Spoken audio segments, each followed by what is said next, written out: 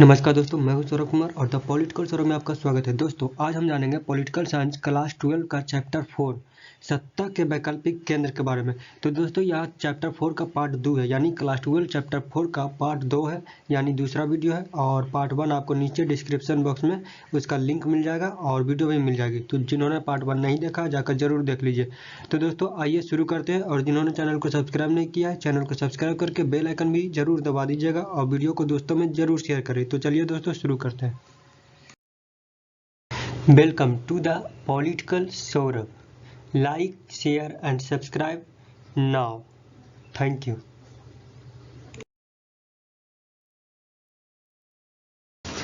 तो दोस्तों अगला टॉपिक है आसियान क्या है। तो आज हम इसे जानेंगे आसियान क्या है। तो गुटनिरपेक्ष आंदोलन व बांडुंग सम्मेलन। पहले आपको बता देता हूँ कि आसियान 10 देशों का एक ग्रुप है, एक समूह है जो आपस में मेलजोल बढ़ाने के लिए और एकता कायम करने के उद्देश्य से आपस में जुड़े, जिसे आसियान के नाम से जाना जाता है। तो ये एकदम सिंपल सा मैंने बता दिया। और उसे जानते हैं कि गुटनिरपेक्ष आंदोलन व बांडुंग सम्मेलन। जो गुटनिरपेक्ष आंदोलन किसे कहते हैं, आपने नहीं देखा तो जाकर जरूर देख लीजिएगा। शॉर्ट्स में आपको मिल जाएगा मेरा वीडियो गुटनिरपेक्षता पर। तो गुटनिरपेक्ष जब आंदोलन हुआ था और बांडुंग सम्मेलन, ये दोनों से तीसरी दुनिया व एशिया के देश, गुटनिरपेक्ष और बांडुंग सम्मेलन, ये दोनों से तीसरी दुनिया और एशिया के जो देश थे, जो तीसरी दुनिया और एशिया के जो देश थे, उनमें एकता कायम करने का जो प्रयास थे वो क्या हो रहे थे, असफल हो रहे थे। जो अनौपचारिक स्तर पर मेलजोल और सहयोग कराने के लिए क्या हो रहे थे, कारगर नहीं हो रहे थे। ठीक है, न एकता करने में कामयाब हो रहे थे, न आपस में मेलजोल बढ़ाने के लिए कामयाब हो रहे थे। तो ये कारगर नहीं हो रहे थे और यही वजह थी। इसी के कारण क्या हुआ था, दक्षिण पूर्व एशियाई देशों ने एक रास्ता निकाला था और सभी ने मिलकर क्या किया, आसियान की स्थापना की। तो देशों ने एक वैकल्पिक रास्ता निकाला। तो इससे क्या हुआ कि जिसमें 5 सदस्य देश थे। कितने थे, 5। तो हम जानते हैं 1967 में ये हुआ था। 1967 में 5 देशों ने बैंकॉक घोषणा पर हस्ताक्षर करके आसियान की स्थापना की। ठीक है, तो स्थापना करने वाले जो 5 देश थे वो थे इंडोनेशिया, फिलीपींस, मलेशिया, थाईलैंड और सिंगापुर। इसे याद रखिएगा कि किन देशों ने आसियान की स्थापना की। तो इसका उत्तर होगा इंडोनेशिया, फिलीपींस, मलेशिया, थाईलैंड और सिंगापुर। या फिर आपके क्वेश्चन में ऐसे ही पूछा जाएगा कि आसियान का स्थापक देश के नाम बताएं, तो यही 5 लिखना है। लेकिन दोस्तों इसके बाद में कुछ साल बाद कुछ देश और जुड़े, लगभग 5 देश और जुड़े थे इसमें आसियान में। उसमें थे ब्रुनेई यानी दारुसलाम, म्यांमार, वियतनाम, कंबोडिया और लाओस। ये सभी भी आसियान में शामिल हो गए थे बाद में। तो समझ गए होंगे अच्छे तरीके से कि आसियान क्या है। तो दोस्तों आसियान का सदस्य संख्या पहले 5 थी, अब बाद में बढ़ा करके 5 देश और जुड़ गए। तो इस वजह से उसकी स्थापना, उसके जो आसियान का सदस्य संख्या हो गई थी, कितने, 10 हो गए थे। ठीक है, तो आसियान का जो उद्देश्य है, कोई भी काम आदमी करता है किसी उद्देश्य से, तो आसियान का उद्देश्य क्या था, आसियान आखिर बना क्यों, सभी 10 देश क्यों जुटे आपस में, तो उसे हम जानते हैं दोस्तों। तो आर्थिक विकास को तेज करना, इसके माध्यम से सामाजिक सांस्कृतिक विकास हासिल करना और कानून का शासन करना। ठीक है, और संयुक्त राष्ट्र के जो नियम हैं उनको उनके नियमों पर आधारित जो क्षेत्रीय शांति तथा स्थायित्व को क्या करना था, बढ़ावा देना था। यानी पहला पॉइंट यह था कि आर्थिक विकास को बढ़ावा देना था, तेज करना था। उसके माध्यम से क्या था, सामाजिक सांस्कृतिक विकास हासिल भी करना था, कानून का शासन भी स्थापित करना था। और संयुक्त राष्ट्र के जो नियम थे, ठीक है, जो संयुक्त राष्ट्र के बनाए हुए नियम थे उन पर आधारित क्षेत्रीय शांति और स्थायित्व को बढ़ावा देना था। ये 3-4-5 कारण थे।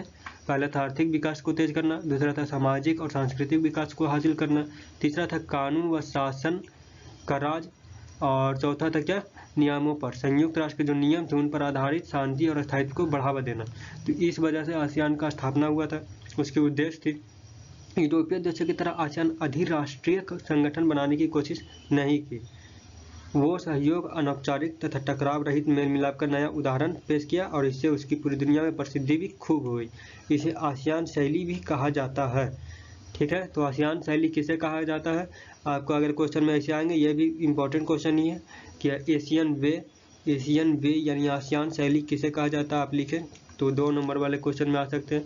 तो उसको ये लिखना है कि यूरोपीय देशों की तरह आसियान अधिराष्ट्रीय संगठन बनाने की कोशिश नहीं की। ठीक है, अधिराष्ट्रीय संगठन बनाने की कोशिश नहीं की है यूरोपीय संघ की तरह। वो सहयोग, अनौपचारिक तथा टकराव रहित मेल मिलाप का नया उदाहरण पेश किया आसियान ने, और इससे से क्या हुआ तो उसकी पूरी दुनिया में जो है लोकप्रियता बढ़ ही गई और इसे ही आसियान वे कहा जाने लगा। तो दोस्तों, साल 2003 में आसियान ने 3 स्तंभ स्थापित किए। 3 स्तंभों के जरिए आसियान समुदाय बनाने की दिशा में कदम उठाया। ठीक है, वो 3 स्तंभ कौन थे? आसियान आर्थिक समुदाय, जो आर्थिकी के क्षेत्र में सहयोग करता। दूसरा आसियान सुरक्षा समुदाय, जो सुरक्षा के लिए था। और तीसरा आसियान सामाजिक और सांस्कृतिक समुदाय। ये 3 स्तंभों के जरिए आसियान समुदाय बनाने की दिशा में आसियान ने क्या किया? कदम उठाया। तो दोस्तों, ARF आसियान क्षेत्रीय मंच, ARF यानी एशियन क्षेत्रीय मंच।